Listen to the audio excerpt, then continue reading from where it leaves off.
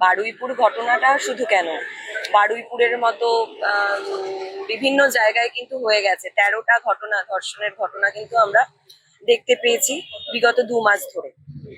বারুইপুরের যে ঘটনাটা কালকে কেন্দ্র করে, বারুইপুরের ঘটনাটাকে কেন্দ্র করে যেভাবে তোমরাও দেখতে পেয়েছো, যখন দিদি একটা প্ল্যান করেছিলেন যে ওখানে যাবেন, যার ওই মেয়েটির বাড়িতে আর কি যাওয়ার কথা ছিল, সেইখানে দিদিকে এইভাবে বাধা দেওয়া হচ্ছে।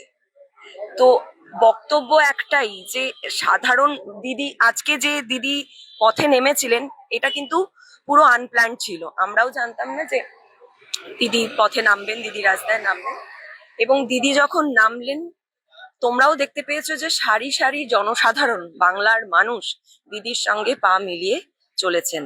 সুতরাং আমার মনে হয় বারুইপুরের ঘটনাটা, বারুইপুরটাকে এখানে কালীঘাটেই বোধহয় নিয়ে এসেছেন একমাত্র যিনি, তার নাম হচ্ছে মমতা বন্দ্যোপাধ্যায়।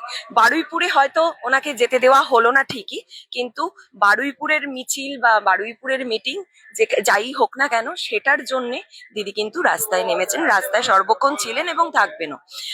বারুইপুরের ঘটনাটা অত্যন্ত দুর্ভাগ্যজনক, অত্যন্ত নৃশংস একটা ঘটনা, যেটা বাংলার মানুষ কোনোদিন দেখেনি। এইরকম একটা ঘটনা ঘটে গেছে, যেটার জন্যে আমরা সব সময় দিদির পাশে রয়েছি। এবং দিদি দাঙ্গার পক্ষে নয়, দিদি কিন্তু শান্তির পক্ষে। দিদি শান্তি চান এবং শান্তিপূর্ণভাবে উনি যাবার চেষ্টা করেছিলেন, ওনাকে আটকানো হয়েছে, সেটা বাংলার মানুষ দেখেছে। এবং দিদি এবং অভিষেক দা দুজনেই কিন্তু পরিবারের সঙ্গে কথা বলেছে, সেটাও কিন্তু তোমরা দেখতে পেয়েছো। গতকালকে তারা কথা বলেছেন, ফোনে যোগাযোগ রেখেছেন, কথা বলেছেন, তাদের পাশে আছেন সেটাও বলেছেন। আজকে যে মিছিলটা ছিল সেটাও তোমরা দেখতে পেলে নিজের চোখে, যে বাংলার হাজার হাজার মানুষ দিদির পাশে রয়েছে। একটা কথা ময়নাদি, এই সময় অনেকেই বলছেন যে আর্জিকরের মতো একটা ঘটনার সময় তখন মুখ্যমন্ত্রী ছিলেন, তখন কেন মোমবাতি মিছিলে নামেন, যখন পুরো রাজ্য প্রত্যেকটা মানুষ নেমেছে আজকে? দেখো, দিদি নামেননি কেন, তার থেকেও বড় কথা হচ্ছে দিদি কিন্তু গিয়েছিলেন। আরজি করের ঘটনাটা যখন হয়েছিল, দিদি কিন্তু পাশে ছিলেন। যে পরিবারের সঙ্গে এই ঘটনাটা ঘটেছে, আমি তখনও বলেছি, এখনো বলবো, অত্যন্ত দুর্ভাগ্যজনক এই ঘটনাটাকে।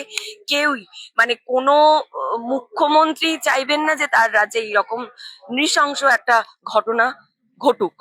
তখন প্রাক্তন মুখ্যমন্ত্রী মমতা বন্দ্যোপাধ্যায় ছিলেন এবং মমতা বন্দ্যোপাধ্যায়ের দ্বারা সিআইডি যাকে ধরেছিল, তাকেই কিন্তু সিবিআই, তাকেই একমাত্র ক্লিনচিট দিয়েছে, সেই একমাত্র শাস্তি পেয়ে, মানে শাস্তি মানে কি, এখনো তদন্ত সাপেক্ষ, উনি তদন্ত চলছে।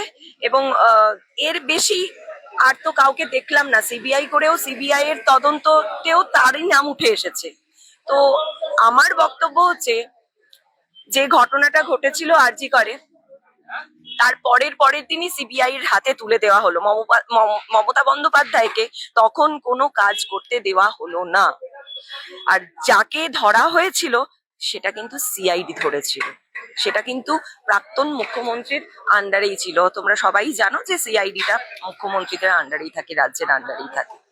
ময়নাদি, আজকে সকালে অগ্নিমিত্র পল বলেছেন রাজনীতি করবেন বলে যেতে দেওয়া হয়নি, রাজনীতি। না না, এটা তোমাদের মনে হয় যদি এটাই হতো তাহলে তো আরজি কর নিয়েও তো অনেক রকম রাজনীতি করতে পারতেন। সেটা কি করেছে? এই যে মোমবাতি মিছিল, বা মুখ্যমন্ত্রী সেই সময়, তৎকালীন মুখ্যমন্ত্রী মমতা বন্দ্যোপাধ্যায় মুখ্যমন্ত্রীর পদত্যাগ দাবি করেছিলেন। অনেক গুণী শিল্পী, বুদ্ধিজীবী, সাধারণ মানুষ মুখ্যমন্ত্রীর পদত্যাগ দাবি। দেখো, আমি আগেও একটা কথা বলেছি, এখনো একটা কথাই বলবো, যে কোনো মুখ্যমন্ত্রী নিজের রাজ্যে এইরকম ধরনের ঘটনাকে প্রশ্রয় দেন না, প্রশ্রয় দেবেন না, প্রশ্রয় দেয়নি। সুতরাং এই এই মুখ্যমন্ত্রীর পদত্যাগ দাবি ইভেন এখনো বলছি, এটা দেখো বলবার জন্যে হয়তো বলছেন। এর বিষয়ে আমি কিছু বলতে চাই না, কারণ ওনার ব্যক্তিগত ব্যাপার। উনি হয়তো এই ধরনের মানে যখন বিরোধী থাকাকালীন অবস্থায় উনি হয়তো হয়তো এরকম ধরনের কিছু একটা মানে করেছেন নাটক বা কিছু, ওই জন্যই হয়তো কি বলতো আসলে নিচে যেরকম না অন্যদেরকেও সেই রকমই আসলে সবাই ভাবেন, সেইভাবেই দেখেন, সেই কারণেই হয়তো বলতে পারে, এর থেকে বিশেষ কিছু আর বলতে পারবো না।